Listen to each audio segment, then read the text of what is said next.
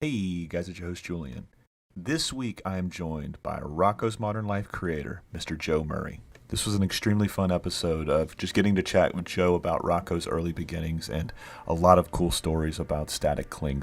I want to give a special shout out to a couple of our patrons that help make this podcast possible. Bill, Brent, Brittany, Call Me Spiky, Eight-Legged Bird, Jacob, and Nick. Thank you all so much for your support. It truly means a lot. If you want to become a patron and help support this show, check the show notes below and sign up today. Now, let's get to my chat with the great Joe Murray.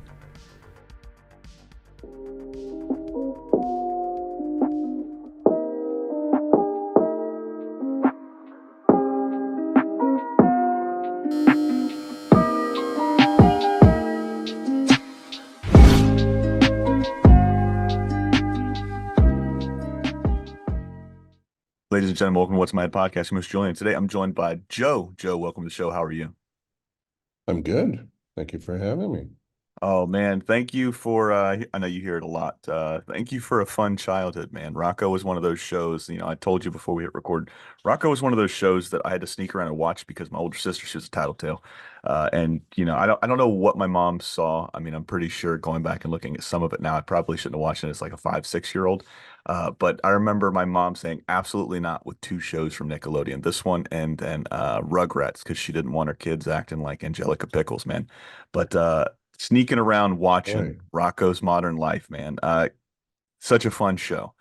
I would love to know, where does the idea for Rocco come in, and then when do you start pitching it? Was Nickelodeon always the place you were going to pitch it?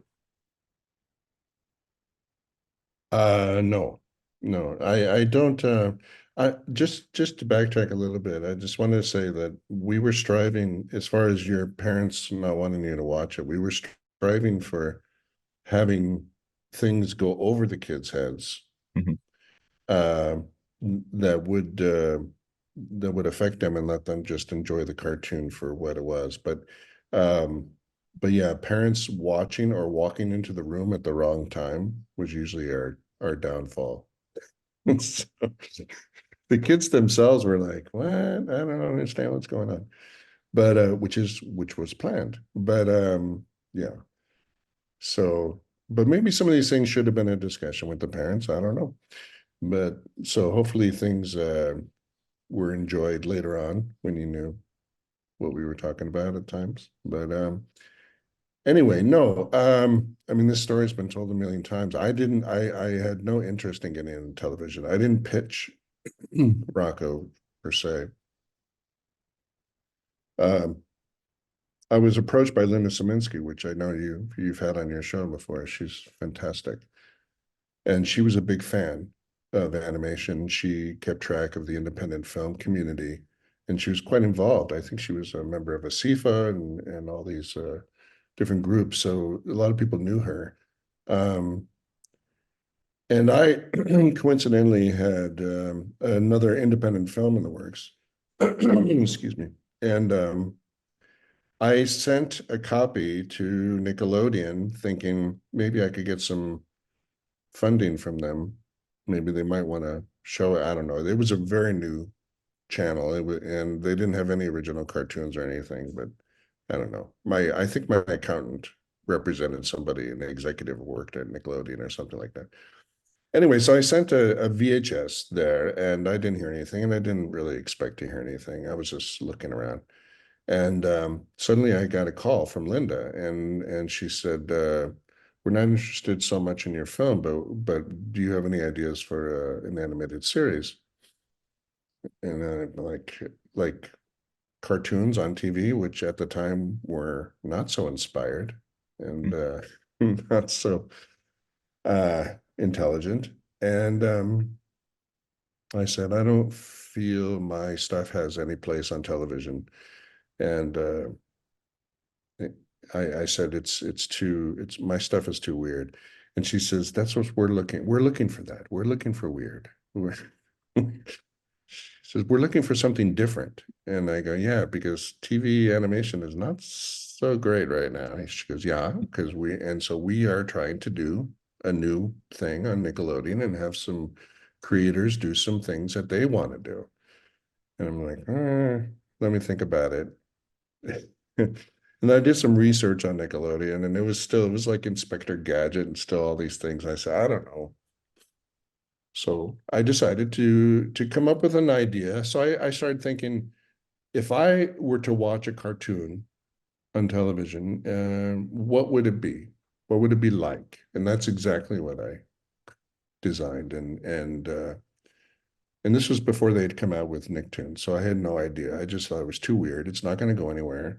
I had had enough experience with trying to get into comic strips for them to say my stuff was too weird.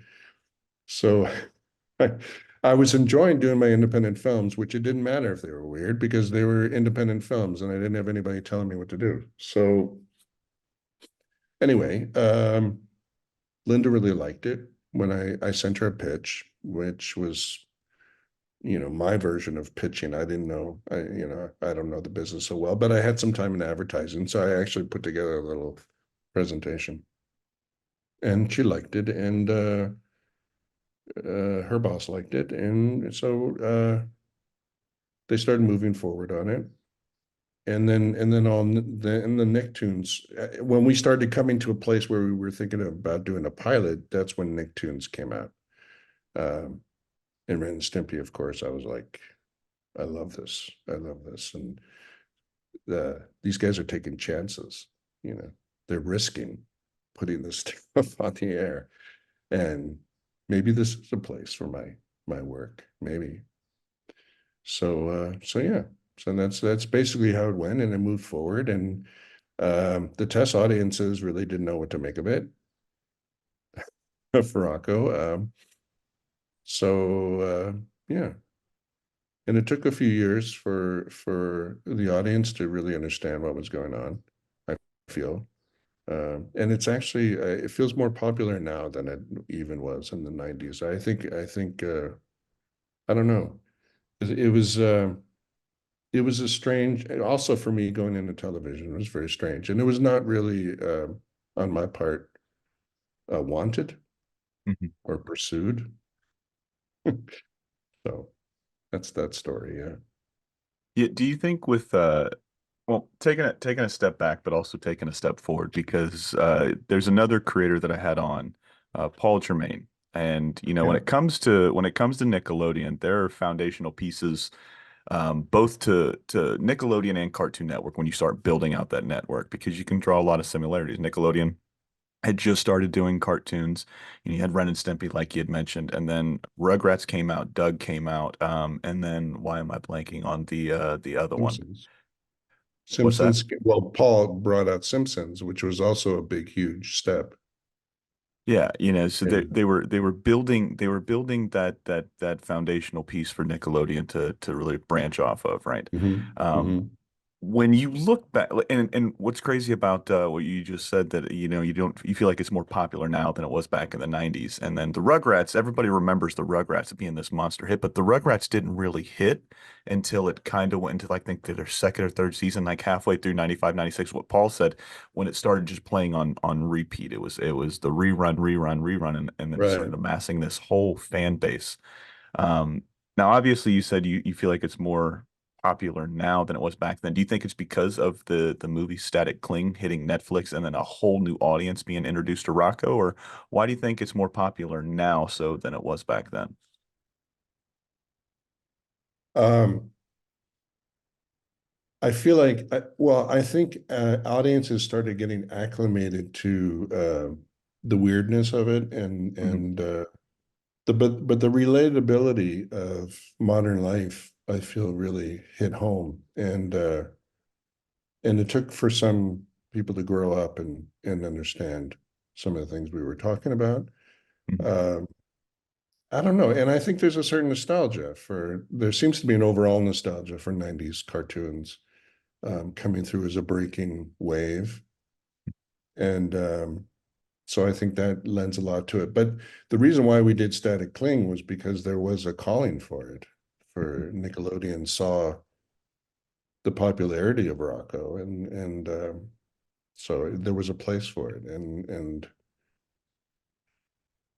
and I had a new vision of what modern life was, and and it just clicked, it gelled. So Watching that movie, and we'll talk about the original run here in just a second, but I want to stick on Static Cling for a minute. Watching that movie was so weird because I felt myself going through the same shit that Rocco was like all of the electronics. Because I can remember just going out with my friends, and then there's a meme that goes around. And this is when you knew your friends were home. All of the bikes were in the front yard. I remember that. I remember mhm. being able to go someplace and not having a phone. I remember being able to go place. I remember fucking kindergarten or first grade, whatever it was. They showed us how to print something from a printer. I remember it being like a magical thing. I'm like, oh my God, you can select this picture and it prints it, right? So going through all of those emotions with Rocco while Rocco's doing this with a character that I fucking grew up with, I'm like, holy shit. It's like you guys nailed that existential crisis, if you will, or that midlife crisis for Rocco. But I'm like, oh man, I remember a time where it was so much easier. Like every generation says it was so much easier in my day, or it was so much harder, yada yada yada. There's so many similarities that you can draw through every generation with the same kind of tropes. But Static Cling, it hit, and I'm like, oh fuck, man. I loved the take. I loved how you guys took it strictly from the 90s because that's something I've always been fascinated by. Like you take something, you take the caveman and you pluck him. It's Encino Man essentially, and you pluck him in today. What do you do? How does it happen? What goes on? You know what I mean?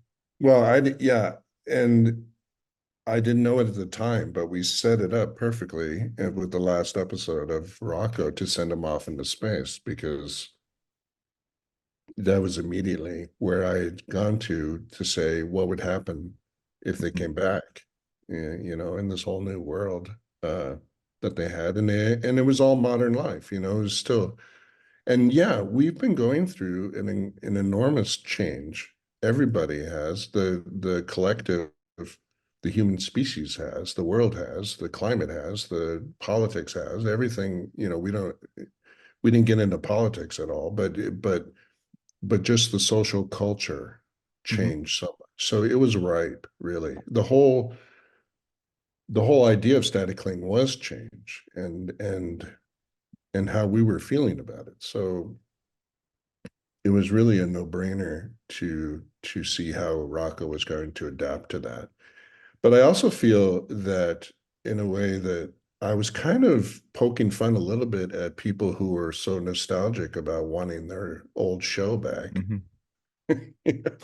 It was kind of poking fun at the fact, can we do a static cling up, reboot? And also Craig Bartlett was like, yeah, we're rebooting Arnold. Hey, Arnold, like, how great is that? Well, I don't know. I don't know. And that's the thing is, but also when I first was approached by Nickelodeon, says, I don't know, we could fuck this up real bad. Yeah. I don't know if I want to do it. And because I feel really good about the existing episodes of Rocco. I don't want to mess with it. But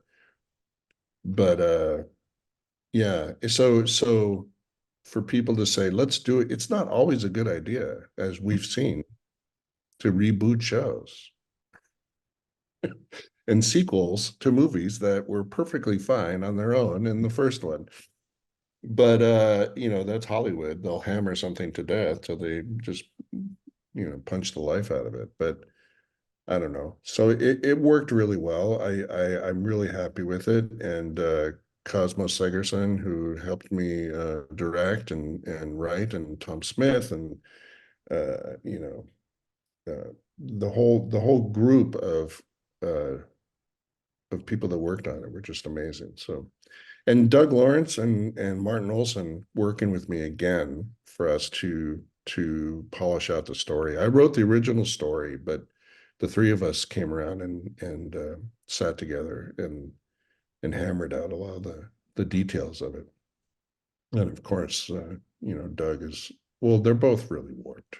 Uh, so, and the three of us stumbled on the idea of, I don't want to do any spoiler alerts, but the main change, and we said this is just perfect, and Ralph, it was a perfect character to go through his change. So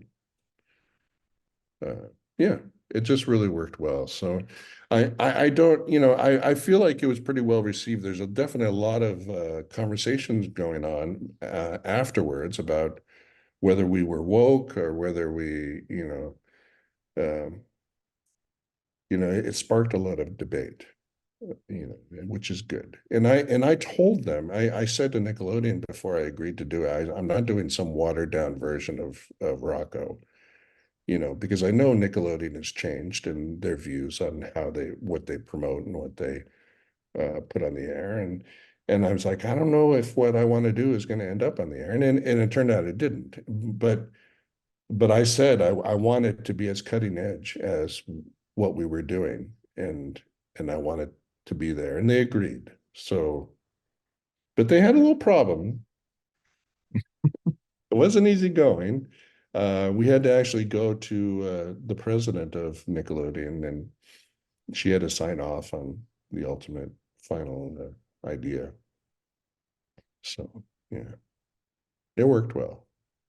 It worked well is an understatement. I mean, I felt like, this it's looked at so weird right now, like nostalgia, the 90s era. Like some people are against having fan service, some people wanted, some people like, oh, I was very we not I we were very, like, my family was very, very, I don't say poor, that's not really the, it was hard, right? My mom was a single mom most of the time. There was depending on the era, it was four to five of us.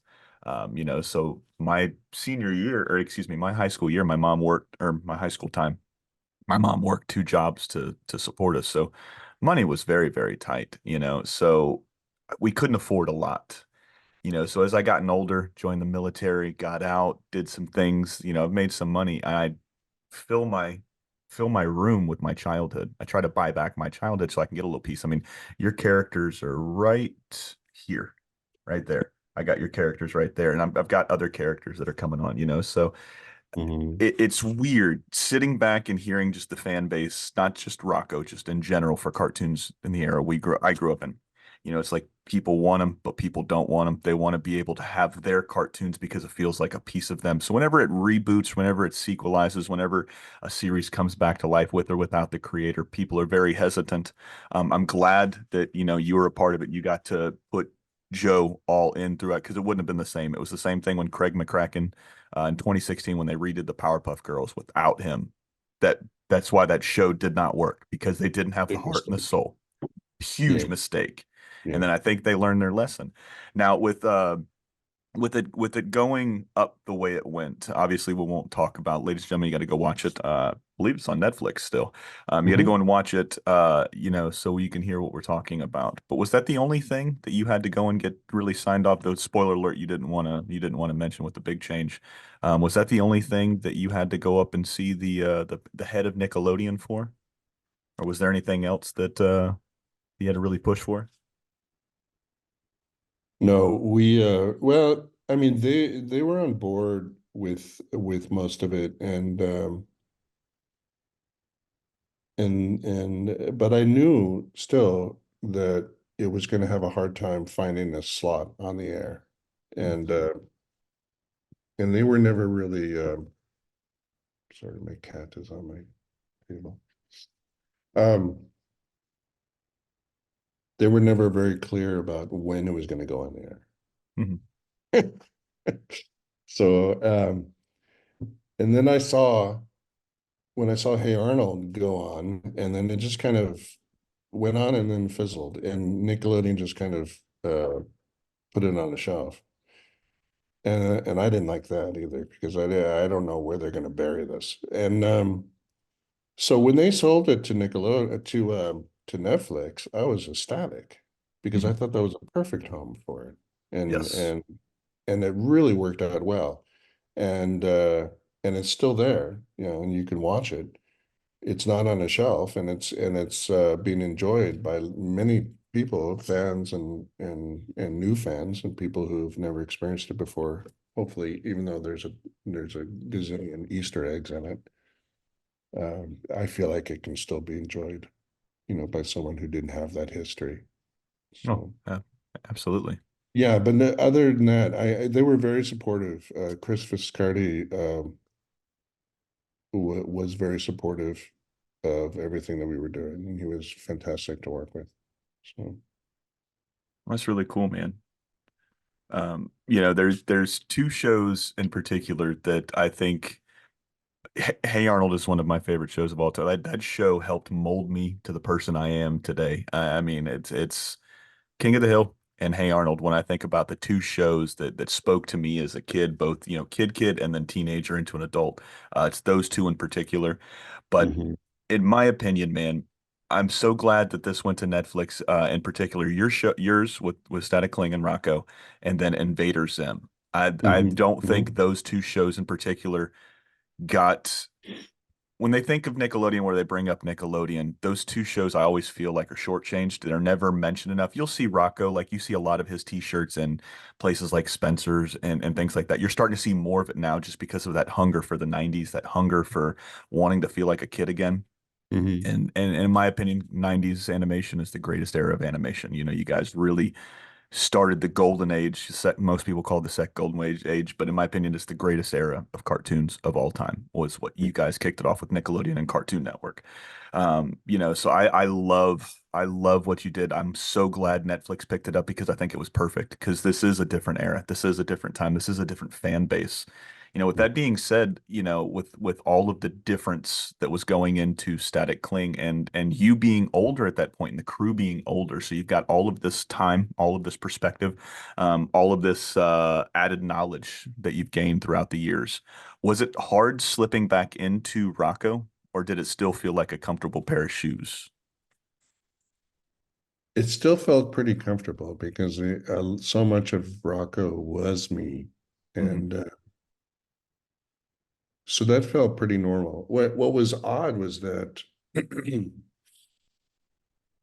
I was working on a PBS show at the time, also, Let's Go Luna, and I only go where Linda Saminsky goes. So That's good. she she went to PBS, and Craig Bartlett and I both followed her. No, but I've been wanting to do a PBS show also because it was commercial free, and I really liked. And I had two young kids at the time, so My and I littles believed in. love it, by the way. I don't I'm mean to sorry. interrupt you, but I said I don't mean to interrupt you, but my littles love that the show. We watch a lot of PBS, so Oh, good. yeah, they really enjoy it. Well, it was also at a time when I really wanted to expose a lot of kids to different cultures, and I felt the idea was really ripe, and also my interest in travel was, it was a perfect fit for me. But what was interesting was is that sometimes I would spend the morning working on the PBS show and then go over in the afternoon and work at Nickelodeon on Static Cling, which were two different opposite Yeah, uh, right and places left brain to type of be. thing. Yeah. So it was a bit of a mind fuck at times, and yeah, so you had to switch gears, and that was interesting, but no, it didn't. It felt so natural, and also when Doug Lawrence and Martin Olson and I got into a room, it was like no time had passed. Yeah. You know, we were together, and I'm sorry, cat is. Oh, it's fine. Linda's cat gets up every time we record with Linda. Linda's cat makes an appearance at least for 10 or 15 minutes. So Yeah, it's par for the course. yeah. Um, where was I? Yes. Doug and Yeah, Martin get that in the room. there was no time. And Martin and Doug are just Martin, Doug, and I are we're a team, and so in that sense, it was really fun to do. I think that it was funny. We were at Comic-Con, and they were asking me what was the thing that surprised you the most about doing Static Cling, and I said that it was so much fun to Yeah. do for me, um, because there were things about the original show that were some old wounds. Um, I wasn't interested in opening up any old wounds on that, and I was a little hesitant on how it would be. Nickelodeon had turned into such a huge conglomerate that you really have no clue, like how experiences are going to go. But it turned out to be a very good one. So What was it like hiring? so you said Doug and Martin came back along, so they were Mhm. on, the original run. What was it like having like an entire new crew now? You've got new board artists, new writer, or well, not new writers because you guys helped write that together. But you've got a whole new crew now, and probably some of these folks that were working on your show were fans, like kids at that time. So what was that like? Yeah, that was actually a real boost for it because um, as you know, we write the show also in storyboards. So we don't Mhm. what Martin and Doug and I did was basically a detailed outline of the show. That's how we did it, you know, in the original show, and that's how I still did my other shows. The storyboard artists really end up writing the details and the dialogue and everything else. So Dan Becker and Tom Smith and Cosmo and I uh, storyboarded it out. And Dan Becker and Tom Smith were big fans of Rocco when they were kids. Yeah. And Tom Smith, I think, knew more about Rocco than I did, which is, he was always correcting me. It's so funny. He corrected me if we didn't get things right because he knew it by, I don't know how many times. And Tom is like, and Tom and I go way back because he actually interned for me when he was going through school. And so we knew each other. And he worked for me in other ways as we went on. And so it was great. And so he really cut his teeth on working in the industry for before Rocco. So he really knew how to do it and storyboard really well. And actually Tom came and worked with me on the PBS show for a little bit too, also. But yeah, he had a whole different. Him and Dan and Cosmo had a very different, not a different, but a fresh approach to things. And by while still maintaining, they were so into the integrity of the show. Cosmo really also was like, we need to get this right, to the point where we went to the Korean studio that was doing the animation and we really and Cosmo really spearheaded the fact that we have the pencil line look exactly like the 90s show to the point where we would Xerox the drawings because that's what you did back in the 90s when you did them Yeah. on cell to make the pencil line look exactly right for when we in the but we would digitize it and then even in post-production we added a little bit of roughness to it to give it that Aesthetic. 35 millimeter film look. Yeah. Um, but anyway, they were all so full of energy and so enthusiastic about the project that it really spilled over. So yeah, it was a definite advantage for that. That's so cool, man. I love getting to hear and see like when fans get to work. So I'm a huge Ninja Turtle fan.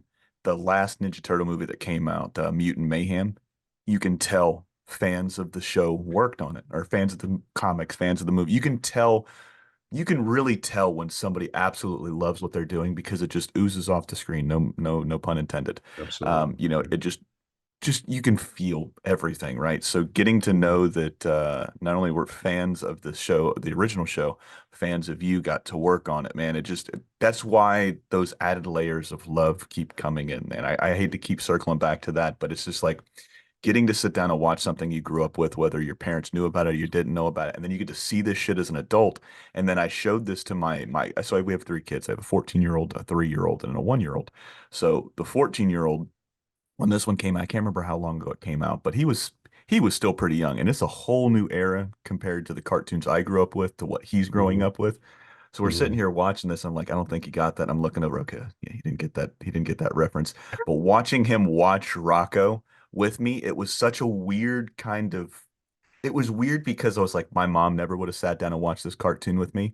And dad, it's just like, I don't care, man. They're gonna see they can literally pull out their phone and see anything they want to. You know what I mean? Hmm. So what the fuck is Hmm. this cartoon really gonna do to him that Google won't eventually? You know what I mean? So Hmm. sitting there laughing and I get to share another piece of my childhood with him. So hopefully like he'll do the right thing and then just like continue to pass that torch down to his kids and his kids' kids with Rocco, with Hey Arnold, with King of the Hill, with all of these shows that I grew up with.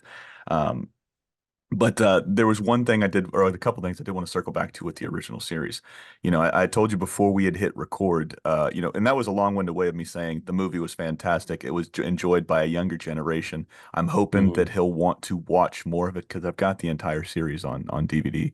I took that with me every time I deployed. That was one of the shows that I always went to because Oh, deployments are wow. anywhere 9 months to a year, depending on, how long it was. So, I always had Hey Arnold. I always had King of the Hill. Rocco was another DVD. So I would just buy all of these cartoons and shows that I grew up with that would give me a piece of home when I felt really, really, disconnected from my family. So thank you for Hmm. that. Um, Hmm. with that being said, one thing that there's multiple things that stand out. But I absolutely love the intro for this show. In my opinion, it's the top three of all time, and I'm not going to put them in order because that's not fair, and I wouldn't want to put that pressure on myself. But Batman the animated series, Rocco, and Hey Arnold have those are my three favorite intros for any show, right? The song, the theme music, the animatics, it was so beautiful. Do you know how or remember how that kind of came about? Was that something you worked on, the board artist worked on? But how does an intro like that come to be? Well, I animated most of it. Yeah. Mm. Um, and Tim Bjorklund worked a little bit on it. No, I boarded the whole thing. And in fact, I was going through some sketchbooks because I pulled them out for my Patreon thing, and I have the original sketches Yeah, of of fleshing that whole intro out. So it was it, it told the story basically, and I wanted it to be very, and it was a little fashioned after I had done some MTV ID spots. I don't know if you're old enough to remember. Uh, they used to have these animated, with the hmm MTV logo coming up, and I did a couple of those. So it was kind of fashioned after that whole feel of an MTV ID spot, and but it told the story, yeah, and I definitely related with getting your head stuffed full of facts and getting flicked into the real world is I it's can real. relate. Yeah, I can relate with that. And getting hit with a baseball. I was a big baseball. I'm still a baseball fan, but I played a lot of little league baseball when I was young. So it was very you get plopped into this world, and you're on for the ride. And that was basically what I wanted to say with it. The music was we had a different song. The first season had a different cue. I think it was done by Sarah Frost, and it was good. It was good, but I had always wanted to have the B-52s on do the music for the show. That was my first thing. So Pat Irwin of the B-52s came on to score it, and I said, "Can we get Fred and Kate at least to come in and do the B-52s for the title song?" And he said, "Sure." And so he rewrote it, and I was there for the record. It was awesome, and in Greenwich Village, I believe it was, in the studio. Yeah, and that's how it came about. So, but yeah, a lot of that animation is mine. I remember telling we had a producer at the time. They hooked me up with some producer, which we didn't get along, and he was off the show in a short time. But Good. he was like always saying, "You're doing too much on this show. You're doing too much. Yeah, we're running behind schedule. Or, you can't do all this." And I go, "Yeah, I can." And then if I said, he goes, "We need a title sequence." I go, "Okay, I'm animating it." "Oh, what the fuck? You're gonna animate it? Like, really? Where are you gonna find that time?" I'm like, "I don't care. I'm gonna do it." And I did most of it, and then Tim Bjorklund also did a bit of it, and he worked on the original pilot with me up in the Bay Area. So he was also a great animator, still is, and so the two of us did it, and I really liked it. So Like I said, it's top three for me of all thank you, time. thank you. And I'm gonna take it one step further. I've never told anybody this. I'll actually screenshot the email. So I was not working with before we had our third kid, 2 and 2 years essentially. Before we had our third kid, a lot of like my extra money that I would save up. I'm dumping back into the show, right? Because I want to put more money into this to give people more whatever they're looking for. And I really wanted an intro. And I was cooking breakfast or lunch or dinner, something. I can't remember what it was. But our middle child was still really like he was so young, he was still immobile essentially. So I didn't have to chase him Hmm. around the house like I'm chasing him around the house and around every Hmm. place now. But I Hmm. had Rocco on, and then I remember just watching the title sequence and going, man, that is such a cool fucking intro. And I had this thought. I was like, I've talked to all these people already at this point. I was like, I wanted to be inspired by Joe, but just like do what Joe did. And I was like, I think it'd be a cool intro for my podcast. And I was working with a guy that does intros and animation. I saw him on Instagram, and I was like, I sent him a clip of the intro for your show, and I was like, I think it would be really cool to navigate the world of all the guests I've talked to in a Batmobile, you know what I mean? In a Batmobile, and then just do this, but like in Joe Murray's style. And the guy was just so fucking like, let's do it because he loved your show. And he Hmm. was so up for it. And then I literally find out like my wife is pregnant, and I'm like, oh shit, this is gonna cost me some money. Not the baby. The baby's gonna cost money, but like the animation thing, this is gonna cost me a lot of money. So it's like, hey man, just found out we're having our third kid. I was like, I got to put this on pause for quite some time. So I was like, if I can, I'm save all your information. I'll get back out to you when, I got my head financially above where I'm supposed to have it before I start adding all this extra shit. And Hmm. he was super cool. He was like, no problem. It shit happens. You're having a baby. Congratulations. But yeah, your intro inspired me to go and find my own animator, but like do it your way, do it in your intro, but do it like with me. So, like I said, I love the fucking intro. Hmm. There was another couple things I wanted to circle back to. Now I know I pre-gamed you with this one, but there was actually two people I wanted to talk about that are sadly no longer here. I know Tuck never worked on Rocco, but Tuck did work on Camp Lazlo, which was another one of my favorite shows of all time. And I've had so many people on that have gotten to work with Tuck, and I've heard some really cool stories from both SpongeBob days and both Hey Arnold days. So when you think of Tuck Tucker, is there anything that comes to mind? Is a funny story, funny moment, or what's the first thought that comes to mind when you think of Well, Tuck? yeah, I love Tuck, and he was actually working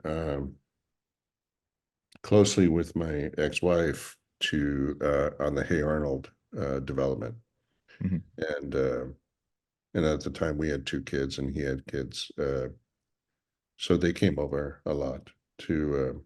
We had little barbecues and stuff, all that suburban stuff. Um, so absolute joy person to be around. He was always so upbeat, and I was like, Mr. Down, Joe, Rocco Joe, I call him. But he was always like, "Hey, what's going on?" It was always a good day with Tuck. And so when we were looking around for storyboarders and directors on Laszlo, he came up available. It was just and so he came and worked with us for a bit, and it was a great situation. I don't know if I have any specific stories because Tuck was just an all around great guy, but I don't know. I heard some stories of him in Korea, uh, doing lots of crazy hiking, and he was always so very active. So I don't know. I don't have any specific stories really. All I know is that he always had a smile on his face, and he always was so positive, and he had done some great episodes. I can't remember offhand which episodes of Laszlo that he did, but he was a quick wit and a fantastic artist, and yeah, I miss him. It's he's one of those guys that like I said, there's a few folks that always come up depending on what era of cartoons we're doing, and he's one of them. You know, I had Craig on, and Craig probably told him and Dave Cunningham. Dave Cunningham's on Patrick Starr's show. They told two of my favorite stories, and I'll share this with you really quick. Tuck kept getting a sandwich eaten at Nickelodeon. I can't remember what show he was working on, but it was really starting to piss him off. So we put a note on it that says, do not touch," and the sandwich keep coming up missing. So Craig tells me that a shit sandwich essentially ended up in the community fridge over at Nickelodeon. It's wrapped up same way, do not touch, do not touch. And somebody took a sandwich, and nobody took a sandwich after that one. And he said he had this, I think he a hunting dog or something like that, and his dog was named Bruno. And he's like, I don't know if it was a Bruno shit or if it was a Tucker shit, but essentially a shit sandwich ended up in the Nickelodeon community fridge, and Tuck sandwich never got taken again. The other one was Dave Cunningham, and he was like, Tuck's favorite holiday was April Fool's Day. He's like, he loved playing pranks, he loved playing practical jokes I on see people. that. So he had taken Dave's phone and then coded. This is when they had the phone where you had to stick it up to your ear and everything like that. So he took it and coated the inside of the receiver with honey. So he kept putting it up to his ear, and then he kept calling Dave so he could put it up to his ear, put it up to his ear, put it up to his ear. So by the time he was done, he had fucking honey in his ear, he had honey in his ear, and he's like, God damn it, Tuck got me again. You know, so those are my two favorite stories that I've ever gotten to hear from Tuck. But like I said, I like to bring him up just because I want that memory to stay on because he was so impactful on shows. I don't have to tell you this. I mean, he was so impactful Yeah. on shows, you know, with The Simpsons, with Hey Arnold, with everything he touched, man. He was an absolute master. There is one more guy that is no longer here that I would love if you had a story or if you know what it was like working with him. But Steven directed my favorite Rocco episode of all time, Steven Hillenberger. Mhm. You know, keeping up with the big heads. And man, like I said, went and created SpongeBob, but he got to work on Rocco with you. What was it like with the young Steven Hillenberger? Uh, well, when I was doing my independent films, there's festivals that you go to, and I was starting to put together a crew for Rocco. And one of my films was in Ottawa at the Ottawa Film Festival, which is a fantastic festival. And they screened this film called Wormholes, and I'm like, wow, this is so deep. This is like so great, and I love the style. And so and Steve was there. So I sought him out. I think it was in the lobby after the movie, and I told him how much I liked it, and he was very shy. He had his backpack, he was just out of school, and yeah, he was very modest and very yeah. He was happy that somebody liked his film because I think a lot of people didn't understand it. It was very Mhm. strange, and but it was brilliant. I thought it was brilliant. And I said, and I told him what I was doing with Rocco, and he goes, "Yeah, I couldn't work in television." I go, "No, no, we were doing something really different." Yeah. And he goes, "But how can you see that my stuff would be like?" And I go, "Because you're brilliant. Because I can see it. I can see what you can do." And he goes, "Really?" Like he was like, I don't, yeah, he didn't really see it. And I said, "We're trying to get people together. I want people who are not TV people who have Mhm. worked. I love that he's never worked in the industry, so he doesn't have any bad habits. That was one of the things that putting the crew together for Rocco. I wanted people that weren't already tainted by the production process, or weren't Mhm. tainted by what other producers had told them to do and said this is the way to do it. Because I didn't want any of those rules. So he came to meet with me in my studio in Saratoga in Northern California, because at the time we were going to do half the show in the creative part was going to be in my studio in Northern California, and then there was going to be another crew in Los Angeles. which was going to be very chaotic. But he agreed to come on board, and then I had a crisis, a serious where my wife passed, and so I moved down to Los Angeles and took the people with me that agreed to be most of them. Some of them didn't make the move, but um, and it was funny because a television executive in Nickelodeon, I won't say her name, but tried to talk me out of bringing Steve on. Hmm. Who incidentally later on said that SpongeBob was a piece of crap Wow. um, with the pilot, but no one will admit to that No, they now. never do. I saw it the entire time. It had I the knew it it was going to be factor. a hit, Yeah. You but fucking we've liar. since made up, and she's great. So anyway, I love her, whatever. But but she tried to talk me out of hiring Steve. Steve has no experience, and I said, yeah, that's why I like him. And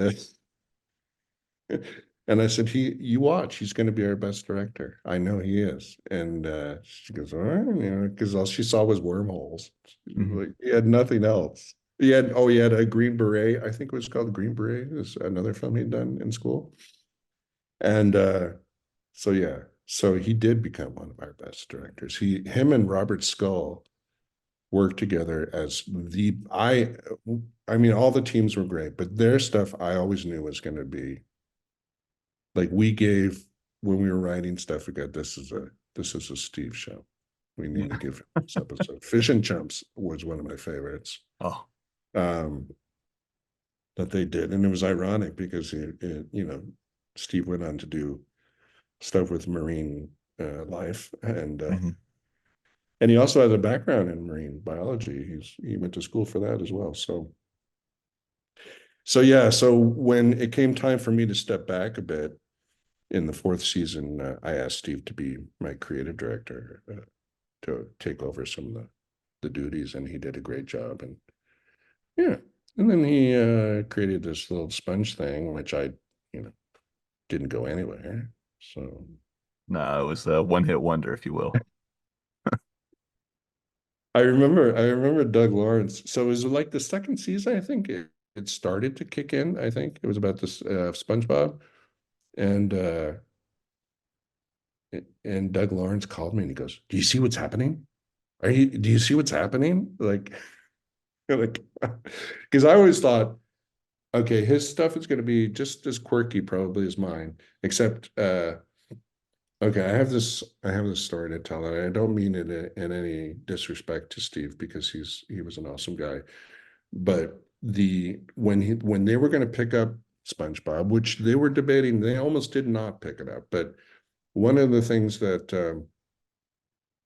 the president of Nickelodeon went to Steve and said, "How do you know? How do we know you're not going to be like Joe Murray?" Hmm. You don't want me to be awesome? What do you mean? No, I was a pain in the ass to them. That's the way they felt. Um, and we won't go into details about it, but Absolutely. I was not an easy guy to work with, and my lawyer was a very good lawyer, and they didn't like that either. So um, I still get great rock royalty checks, and they don't like that.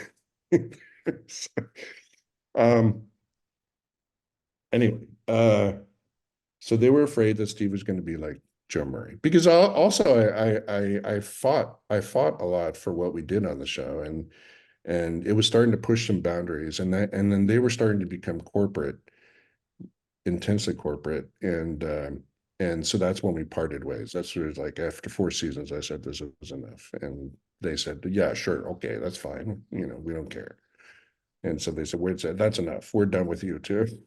Which is why I was surprised later on that they wanted to do a reboot. But anyway, beside all that, um, so Steve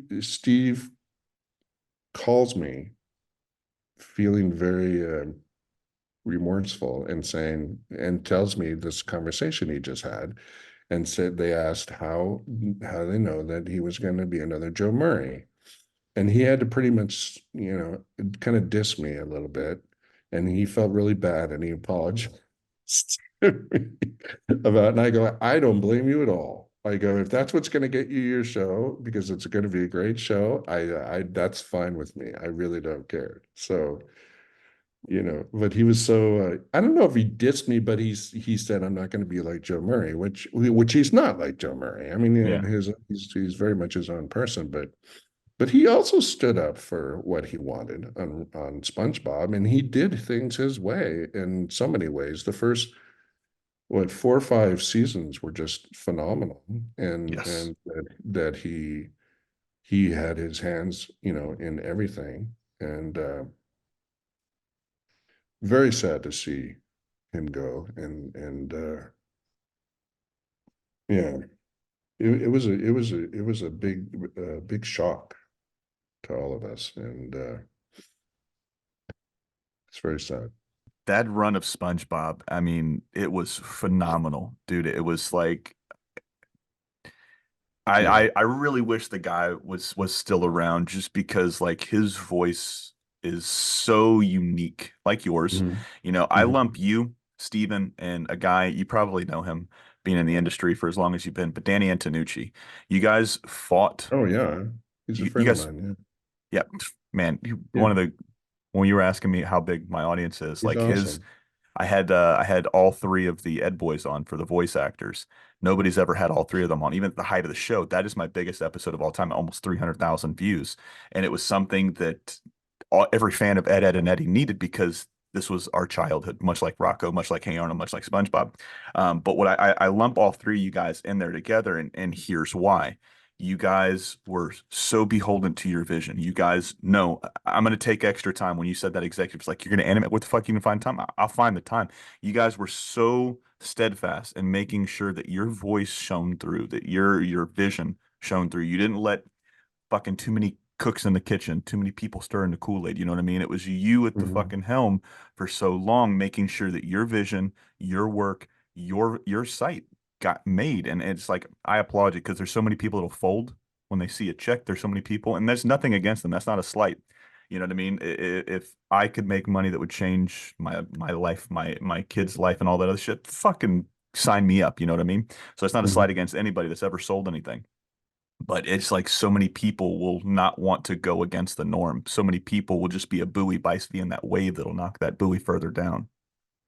Yeah, but I also feel that corporations these days will not let a creator have that kind of Not power anymore. Nope. anymore. And not to kick anybody who's had a great vision for their show and tried and fought hard to get that vision, but the corporations, one of the things that I felt that at least Nickelodeon learned, and I think Disney learned, and Cartoon Network. But Cartoon Network was slower. They allowed more creator work to come Hmm. through for a longer time.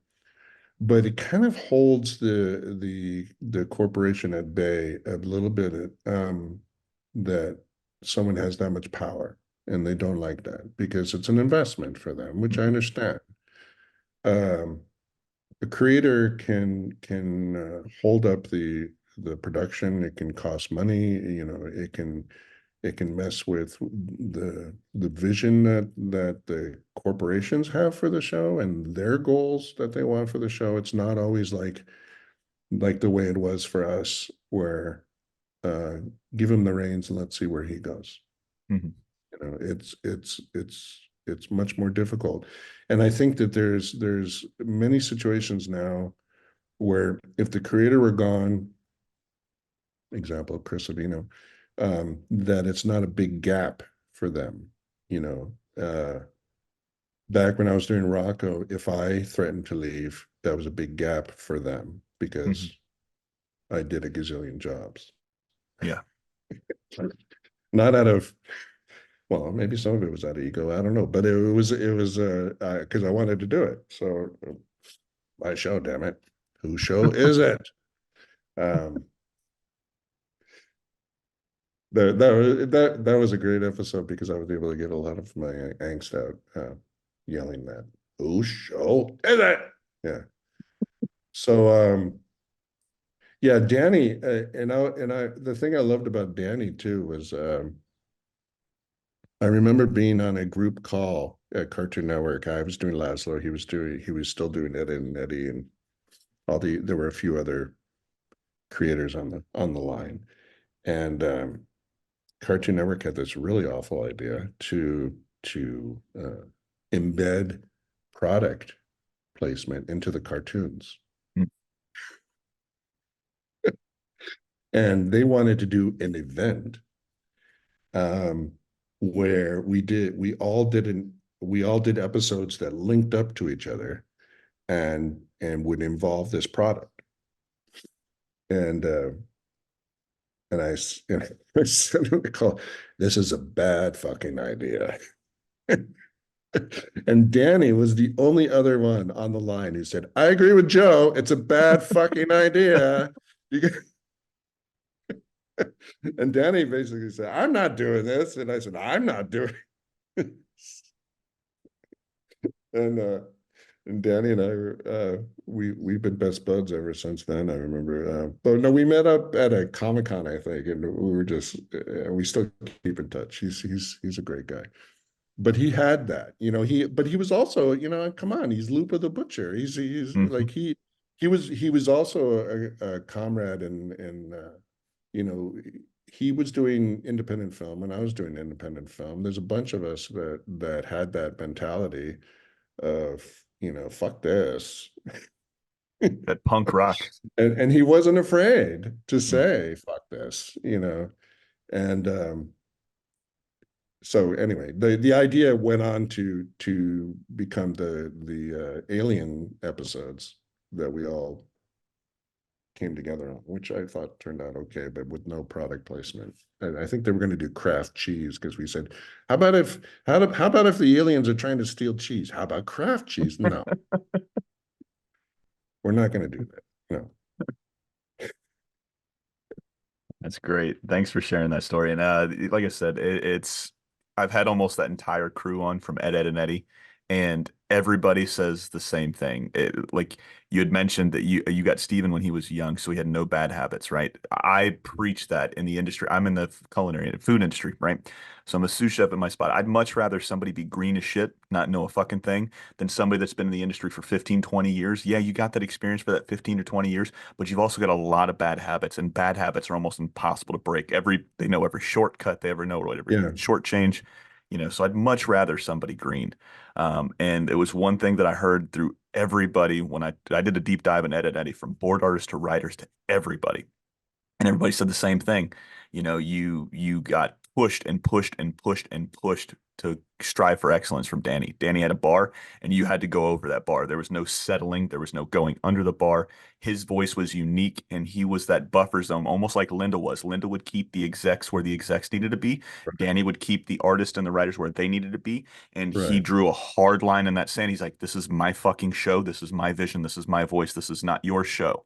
I'm letting you Mhm. come along with the show. And I fucking love that so much because for so long and so often, you've got these people that'll, like I said, it's just going back to this whole money thing, but they'll throw money at you. They'll throw all these dreams at you.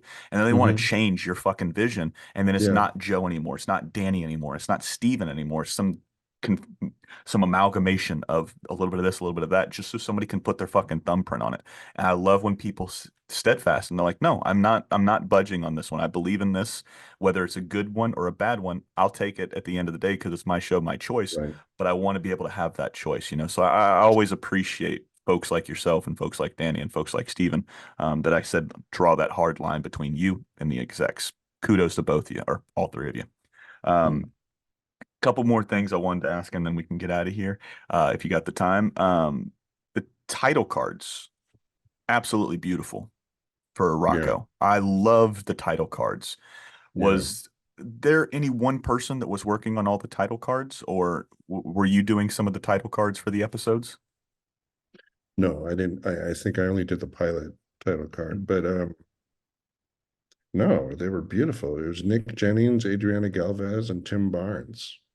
They were the three artists that And you know, we had to work that into the budget that there were going to be original art title cards in every episode, and usually the director had a say, whoever was directing that episode, and what the title card was going to look like, and they worked together.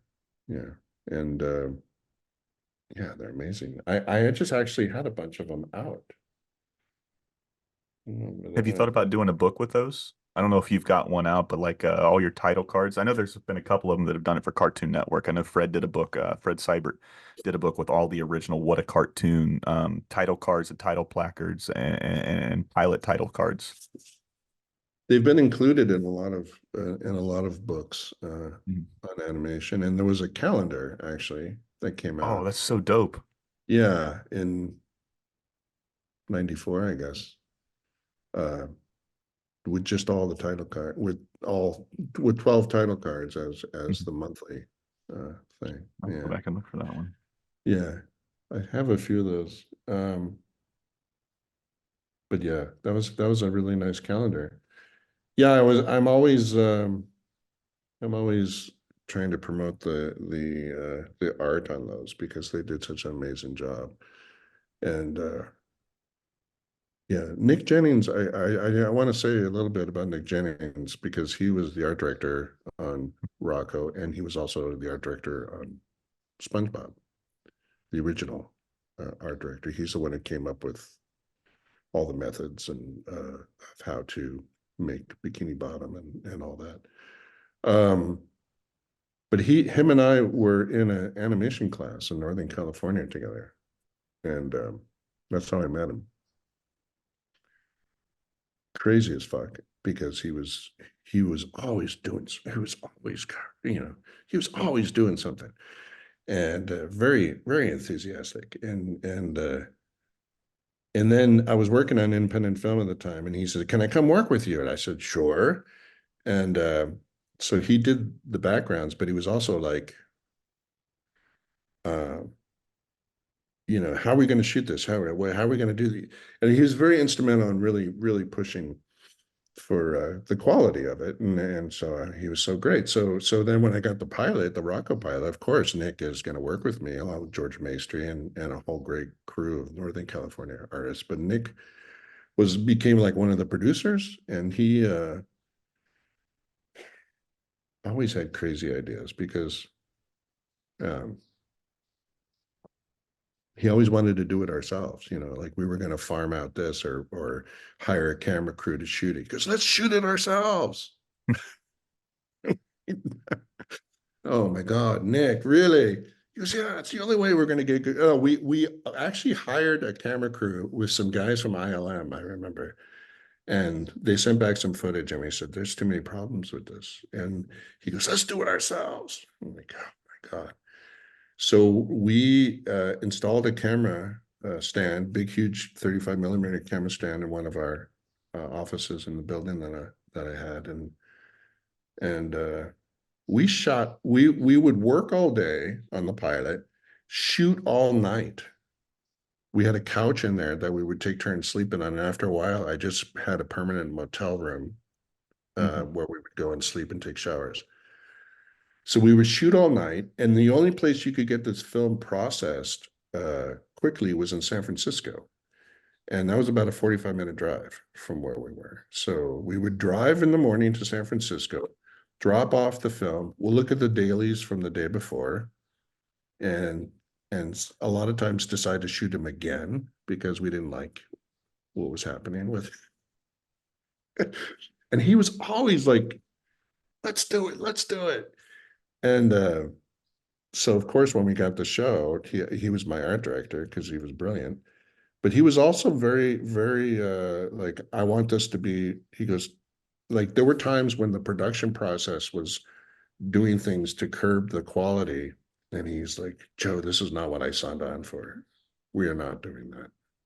And so he was, I said, I agree with you. We'll get it. We'll fix it. And and then he went to and then Steve had him as the art director on SpongeBob, and he did the same thing on SpongeBob. He was very, and anything he's worked on since, he has since become a producer on a lot of different projects, but he's so talented and so brilliant. And I just wanted to give him a shout out on him and his influence on 90s cartoons. He really, and he's so quiet. I don't even think he's on social media or anything. And I don't think a lot of people know that much about him. But he was like the U by works, of Disney, where a lot of people didn't know how influential they were, he was. So, Well, thank you for that shout out because that's why we do this show. I love, I mean, people know Joe, people know Mr. Lawrence, people know Charlie Adler, Steven, Danny Antonucci. Very far and few between, unless you're like super nerdy about this, like me or yourself or anybody else that listens to the show or watches animation.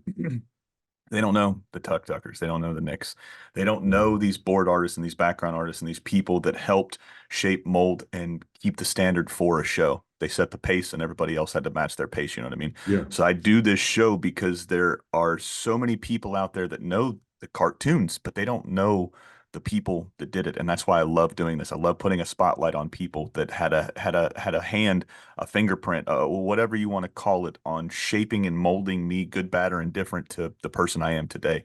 So shout out to Nick, man. Maybe we can get him on yeah, the show, give him a bigger spotlight so we can really put his face out there. And yeah. you know I what I don't mean? know if he would do it because Probably not, but he's very nonetheless. quiet and reserved in a lot of ways, except when he is working on a project that he really wants to succeed. He can get, Yeah.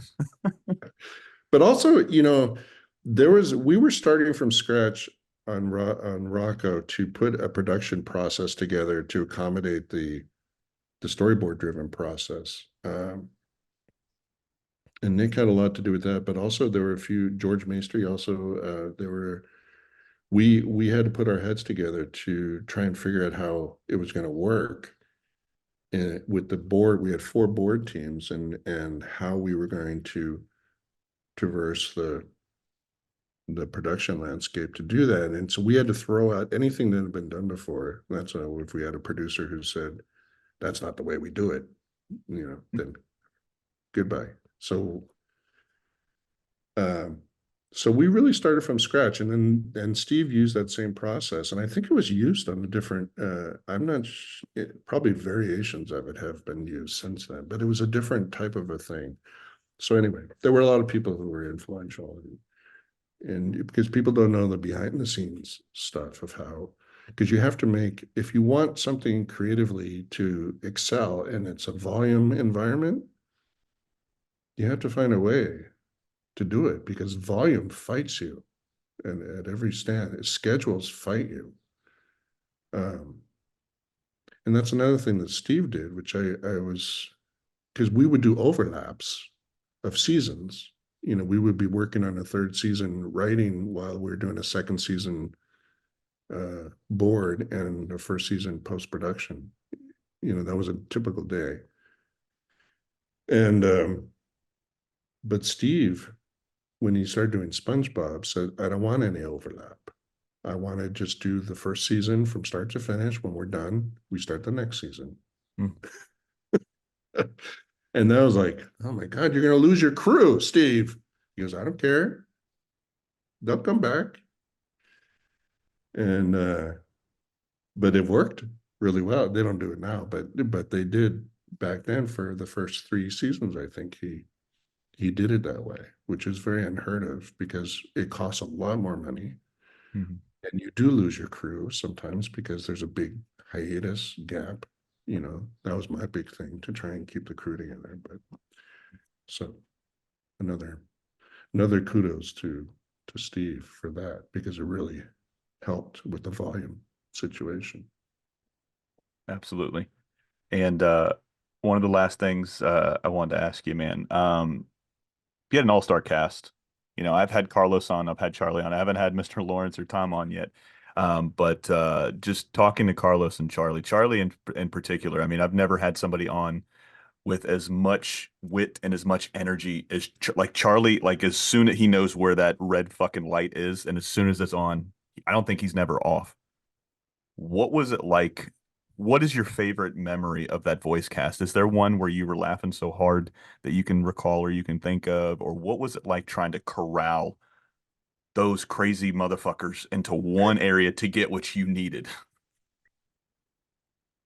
Well, yeah, that's incidentally, I think they're all keep an eye on when that red light goes on because they perform. They and are always trying to make each other laugh, which was very difficult because but funny.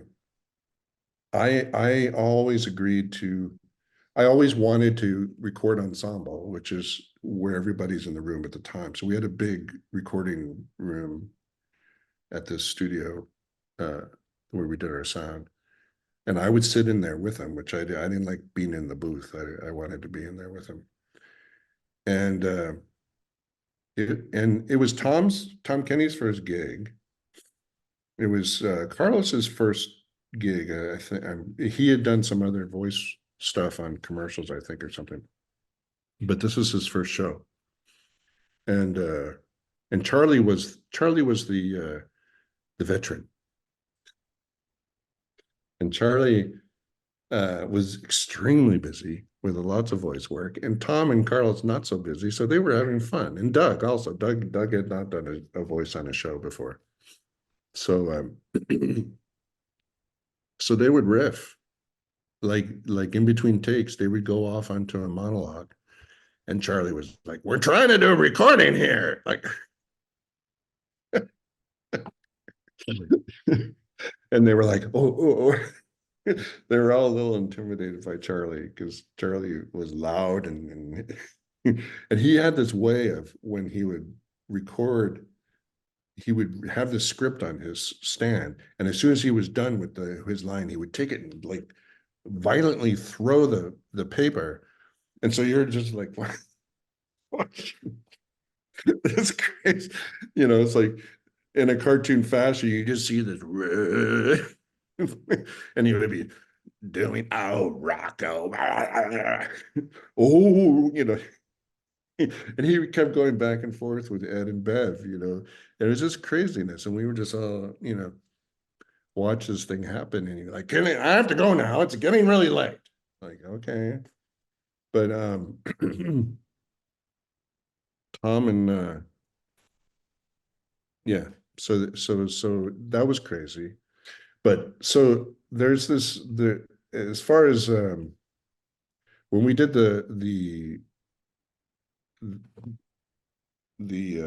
recording for Static Cling. It was the first time these guys had been together uh, working on this stuff in a long time. And so some Nickelodeon marketing person got the bright idea of let's invite the press in for this recording session. Like, that's not a good idea. Like, we're trying to, record here. Like, oh no, they'll just be really quiet. They'll be back there. Um, you know, just filming. I said, you don't understand these guys. If they know there's a camera on, They're gonna go. they will not be paying attention to their work. And they go, oh, no, no, yeah, I'll tell them. We'll tell them to be very quiet. They're just you won't even notice they're there. Sure enough, there's a video actually, which somebody sent to me recently of that recording session, because I am sitting there just like I have this look on my face, like, I believe this is fucking happening, because the guys are performing. Mhm. They're like, we're getting some lines recorded, but it's always like in between there's banter, there's whatever. I'm not against having fun in a recording session, but I needed to get this thing recorded. That's why we were there. And it was hard enough also trying to make sure that we were doing this with the right voice as before, and um, and we all had grown older, and Charlie Adler was funny but cranky, and um, so we finished the video is hilarious because I am just like, I'm pissed, and you can, and I'm not hiding it. And Tom comes, you're just acting like you're not liking anything that we're doing. And I go, no, that's not it. So we had to book another recording session afterwards to record it, seriously record it. And I said, nobody is going to be in that room except for us because we cannot get anything done. So, They so were hamming you're, it up. yeah, you're right. But they love making each other laugh. I Hmm. comedians love nothing more to make another comedian laugh. That's and Tom is always on. Tom Kenny, my God, he would just have you on the floor with his stuff. And then when they go off swearing in the Rocco voices, that's especially Doug Lawrence, because Filbert would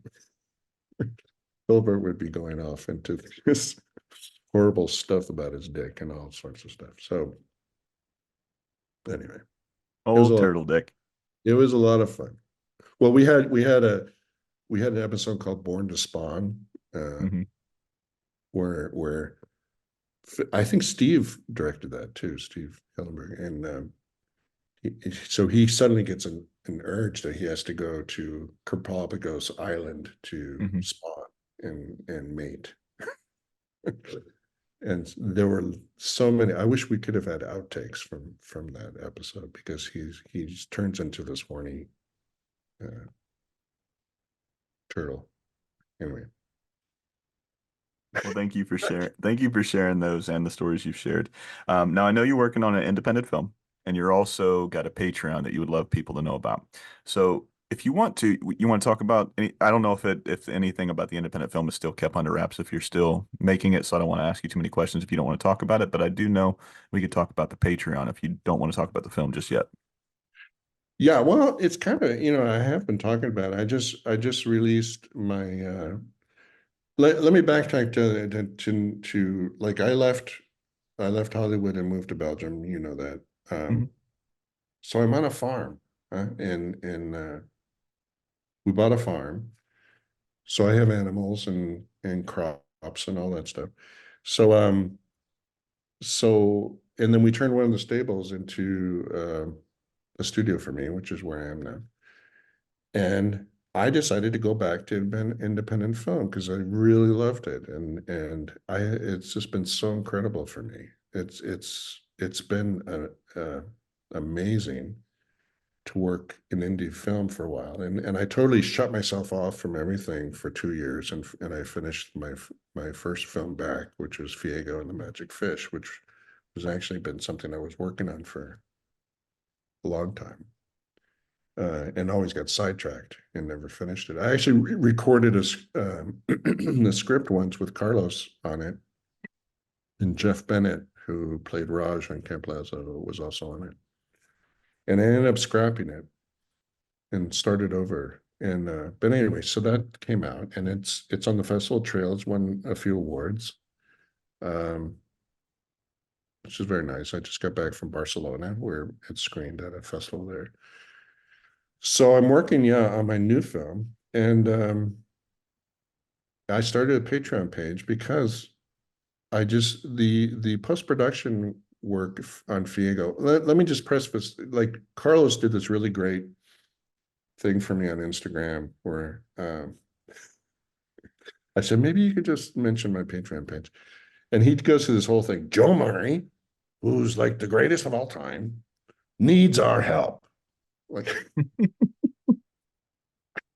and it sounded like Joe's on the street and he is living in a tent. You can help him now for only 39 cents a day. You can help out an animator who's down in his luck. That's not the way it is. I'm not destitute. I'm not broken. I'm not starving. We're having a great life here. The only thing is that post production on an indie film, since I don't have any outside funding, gets to be a little expensive if I want it to be good, and I do want it to be good. So I thought maybe I have kind of a fan base, and maybe I can exchange what I know uh, with filmmaking and TV, and also throw some things from my archives, like my title cards that I was out, and we can have an exchange. You can become a Patreon member, and we can build a little community. So that's what it's been, and it's great. we have a really good group of people. It's not large, but that means I pay more attention to them because Hmm. there's a small group, but I would love more. So anybody who wants to come along and join our community, it's patreon.com/Joe Murray 24, I believe. Um, yeah, and Fiego and the Magic Fish has its own site, Fiego and the magicfish.com, if you want to follow its thing. And so the new film is it's called Odin and the Egg, and it's kind of a Norse tale done in my weird manner. And so it's I don't know when it's going to be done. I'm just enjoying it. As you should, man. Yeah, and see, animation for me is has was the it's like one of those things that if you love what you do, things happen, you know. Hmm. And I had no intention of going into television, but it did, and but it's because I loved animation so much, and I still do. And so just getting down to the actual drawing of, so I did every drawing, every background, everything on this film, and you know, maybe that's because I'm a control freak. I don't know, maybe so. But I go to these festivals and I see these animated films with this long scroll of all these people. And I'm like, it's me and my daughter Daisy Murray, who also worked with me on the film. Did a lot of color work and stuff. And so it was just the two of us. And then Myro Stam did the music composition with an orchestra in Macedonia, and Mike Mancuso did the sound. It's brilliant. I really liked it. I don't understand. It's brilliant. The sound was brilliant. You have to say it yourself if you see the film. But I'll probably start streaming it after its festival run. But other than that, go to a nearest festival that has it. So yeah. So the Patreon page, it would be great if you could come and help support the film. Absolutely. And all those links will be in the description below. And all of those links will be, when we go to share this episode, we'll also post up the Patreon link, give people, what do they call that shit? I'm trying to think of the word. Whenever we start to release an episode with whoever we got on, we'll go, hey, this is this week's episode. So we'll put up a couple stories with your Patreon link and then the website link for your film that's out now that's going through the circuit. That way we can start to drum up some traffic towards it and hopefully help you out some, so we can get more eyes on what you're doing. Like I said, I love when folks like yourself, anybody in the animation industry, because there's so many drawings that we don't get to see. There's so many things that we don't get to see that we would love to see from the behind the scenes to the post production to even if it's just a concept that you're working on. We love seeing you guys post some stuff. So anytime we can help drive some traffic towards that, I know there's a fan base out there, and we're gonna help you find it too.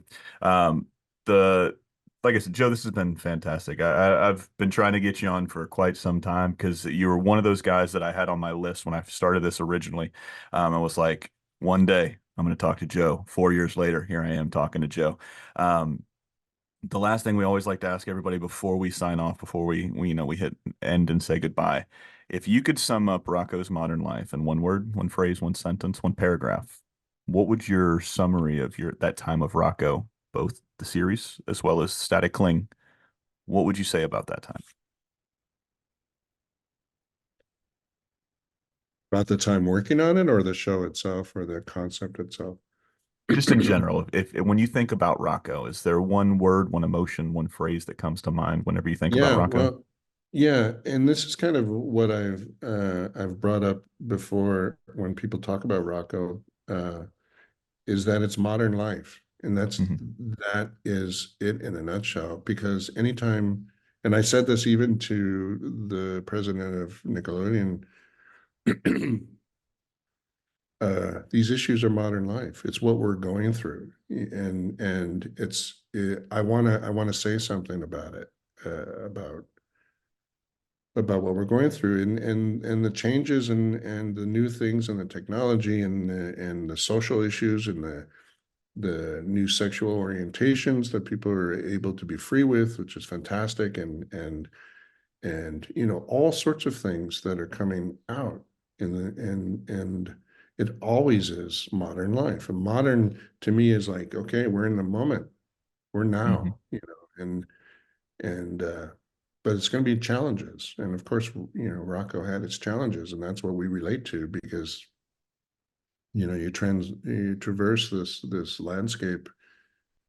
It's got a lot of bumps and valleys, and but also peaks, and so that's really where I've always come from with the show, and that's what I still believe in the show is that it's us, and Rocco is the everyman, so to speak, the center of Hmm. the hurricane, as I've called it, seeing things go on around him. So here's my cat.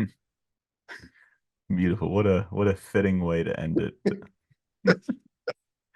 Well, Joe, like I said, man, thank you again for your time. This has been an absolute blast. He's been Joe. I've been Julian. It's been a What's in My Head podcast, and it's been another piece of your childhood. Good night.